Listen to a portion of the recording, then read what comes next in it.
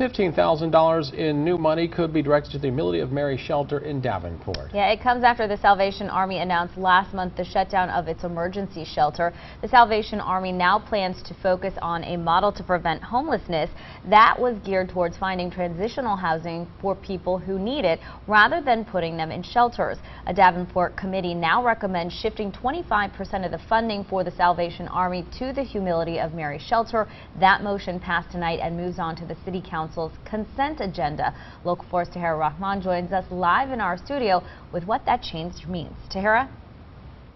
Jim, Tiffany, the Humility of Mary shelter is at full capacity right now. The program director tells me that they are seeing more overnight stays for longer periods of time at the 70-bed shelter. And although the Salvation Army's move means fewer shelter beds in the Quad Cities, he says it's signaling a shift in how we look at homelessness. They're trying to give me a house, actually, or a home. Matthew Sinders has been living at the Humility of Mary shelter in Davenport for nearly a year. They're helping me. The veteran is going through a substance abuse program that allows him to stay for up to 2 years. He says it all started more than a decade ago. My wife passed away in '06, and they foreclosed on the house because she died of ovarian cancer, and I couldn't do it no more. I lost everything. I fell apart. It's a situation that program director John Dete says groups in the Quad Cities are trying to prevent. And it's the idea behind an entire program change for the Salvation Army. In May, the group announced they are shutting down their transitional housing and emergency shelter.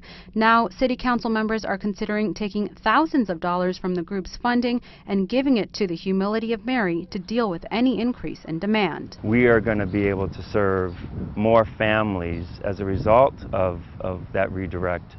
Not at our particular shelter, but through the whole continuum of services that we have available. While it may be hard to think about fewer beds for the homeless, Dete says there's a larger purpose. Setting into process a Quad City-wide network where people know if they're in trouble and they're about to get evicted or they're about to become homeless, they know where to go, they know who to call, they know which resources are available to keep them housed. And while it's too late to talk about preventing homelessness for Sinders, he hopes to make the leap into permanent housing soon. There's lots of people that I love, and I want to tell them that I'm trying and I love them.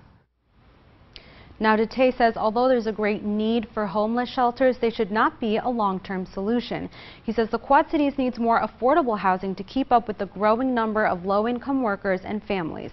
In the studio, Tahira Rahman, Local 4 News. Tahira.